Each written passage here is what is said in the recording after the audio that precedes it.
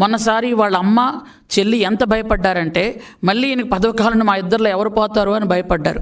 మొత్తానికి ఏదో ఆ భగవంతుడి దయ వల్ల వాళ్ళకి ఆయుష్ గట్టిగా ఉండి వాళ్ళు ఎక్కడో దాక్కొని వాళ్ళ అమ్మను అతను బయటికి పంపించాడు కాబట్టి సరిపోయింది. పాపం చాలామంది మన రాష్ట్రంలో అనుకుంటారు అందరూ తల్లిని బయటకు పంపించాడు ఆవిడకి ఆయుష్ ఉండబట్టే బయటకు వెళ్ళింది. ఇంట్లో ఉంటే ఆవిడ చచ్చిపోయి ఉండదు, మీకు ఎవరికి తెలియదు పాపం. వాళ్ళ చెల్లి కూడా ఏదో ఆయుష్ గట్టిగా ఉండబట్టి ఆయనకి ఆస్తి నపం పెట్టి ఆవిడ బయటకు తోసేస్తాడు.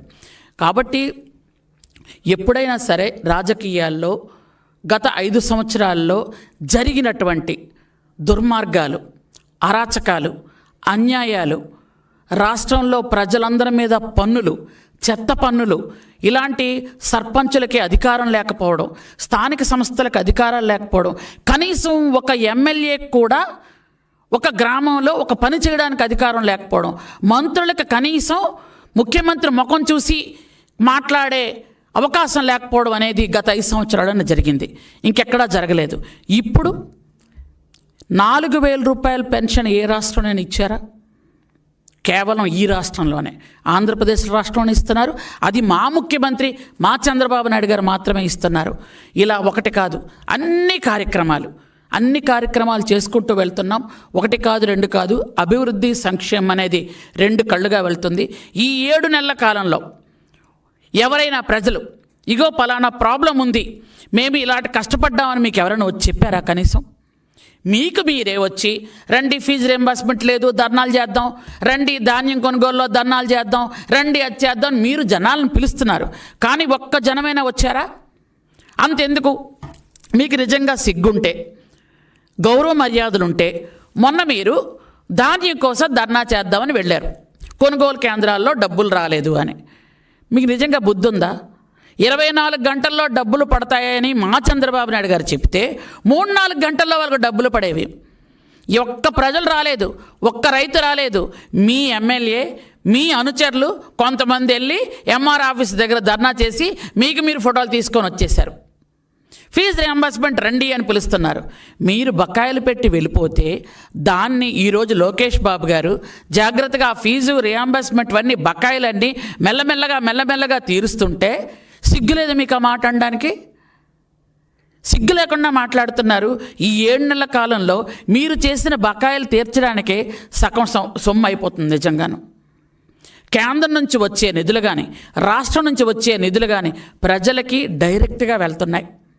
ఈరోజు చాలా రోడ్లు నిజంగా మా గిరిజన గ్రామాల్లో అరకు పార్లమెంటు నియోజకవర్గం మొత్తం మీద 2 జిల్లాలు, ఈ 2 జిల్లాల్లో రోడ్డు కనెక్టివిటీ లేక ఎంతోమంది గిరిజనులు చాలా ఇబ్బంది పడుతూ వస్తే, గర్భిణీలను డోలీ మోతలు మోసుకుంటూ వస్తే, ఈరోజు పిఎం జన్మన్లో మాకు దాదాపు 350 కోట్లు వస్తే 350 కోట్లు కూడా రహదారి సౌకర్యాలకి కల్పించినటువంటి గొప్ప ఉద్దేశం మా చంద్రబాబు నాయుడు గారిది.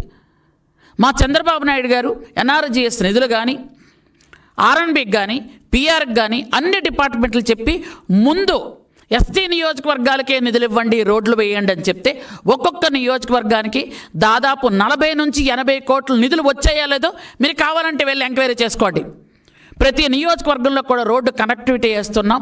ఈరోజు మీరు ఏదైతే ఆ రోజు గిరిజనుల్ని మీరు చిన్నచూపు చేసి వదిలేస్తారో, ఈరోజు గిరిజనుల గర్భిణులకి అందరికీ వసతిగృహంలో మళ్ళీ ఏర్పాటు చేసి వాళ్ళని సురక్షితంగా డెలివరీ అయ్యాక పంపిస్తున్నాం. ఈరోజు గిరిజనులకు మళ్ళీ ఐటీడీఏ ఓపెన్ చేసాం. ఐటీడీఏ ద్వారా మళ్ళీ గిరిజనులందరికీ సేవా కార్యక్రమాలు అందించడం జరుగుతుంది. అలాగే ట్రైకా రుణాలన్నీ మీరు ఆపేశారు. ఆ ట్రైకా రుణాలన్నీ మళ్ళీ ఇప్పుడు మనం అన్నీ ఇస్తున్నాం. ఆ రోజు ఎవరైతే రైతులు ఉన్నారో చిన్న లోన్లు ఇవ్వాలంటే మీరు ఏ లోన్లు ఇవ్వకుండా మొత్తం కట్టగట్టేశారు. ఈరోజు మళ్ళీ అన్ని రుణాలు ఇస్తున్నాం. అలాగే స్కూల్స్లో ఏ ఫెసిలిటీలు లేకుండా ఉంచారు.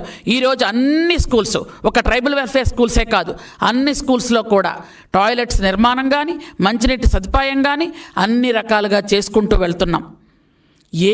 ఏది ఒక్కటి చెయ్యలేదని చెప్పండి. మీరు మీ దొంగ లెక్కలతో, మీ దొంగ మాటలతో మీరు అవమానకరంగా ప్రజలను మాట్లాడితే ప్రజలు ఆల్రెడీ మీకు బుద్ధి చెప్పారు. ఇంకా బుద్ధి చెప్పడానికి ఇంకేం మిగలలేదు. ఈ తాడేపల్లి కొంపకొచ్చి ఎదిరించడం ఒక్కటే.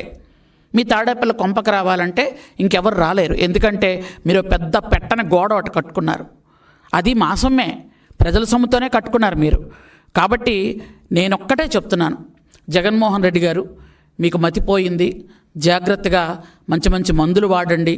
నిజంగానే చెప్తున్నాను, డబ్బులు లేవంటే మా సీఎం గారు చెప్పి సీఎం రిలీఫ్ ఫండ్ మీకు ఇప్పిస్తాం.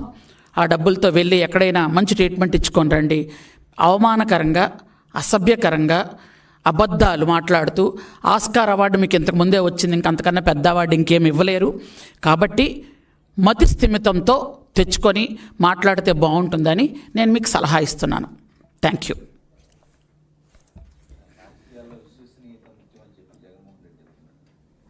ఏంటండి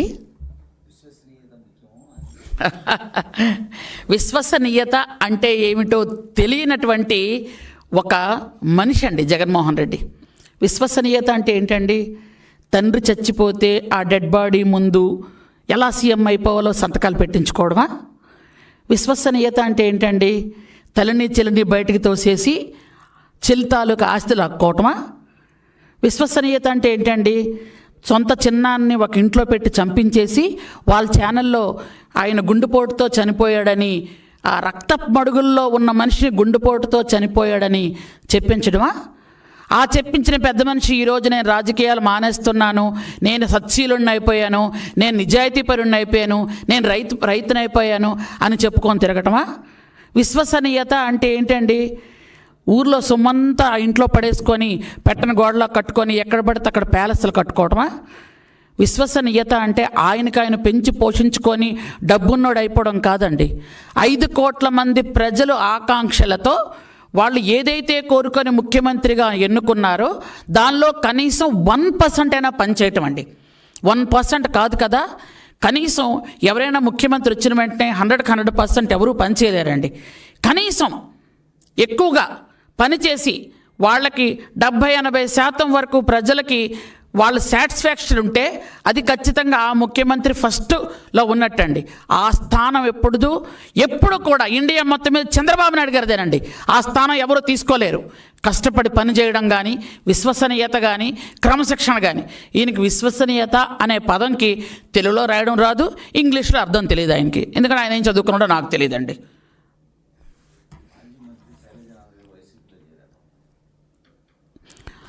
అది యాక్చువల్గా చెప్పాలంటే అండి, జగన్మోహన్ రెడ్డి గారి పార్టీలో ఉన్న వాళ్ళందరూ ఆయన వదిలిపోవడానికి ఎప్పటి నుంచో చూస్తున్నారండి.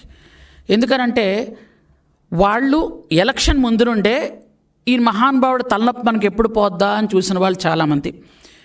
కొంతమంది బయట ప్రెస్ మీట్లు పెట్టారు, కొంతమంది అనుకున్న మాటలు వచ్చాయి, కొంతమంది ఏమో అసలు ఈ దుర్మార్గుడు ఎప్పుడు పోతాడా అనుకున్న వాళ్ళు. అలాగే ఆయనతో ఉన్నవాళ్ళు కూడా ఆయన ప్యాలెస్లకు వెళ్ళి మీటింగ్కి వెళ్ళి బయటకు వచ్చిన తర్వాత మీలాంటి పత్రికా విలేకరులతో మాట్లాడటం, మేము మాట్లాడామని చెప్పారంటాం. ఈ 5 సంవత్సరాల్లో ఏ మంత్రి అయినా జగన్మోహన్ రెడ్డి దగ్గర ఒక పావు గంట కూర్చొని ప్రజల తాలూకు కష్టసుఖాలు కానీ, ఆ నియోజకవర్గం తాలూకు కష్టసుఖాలు మాట్లాడిన దాఖలాలు ఉన్నాయా?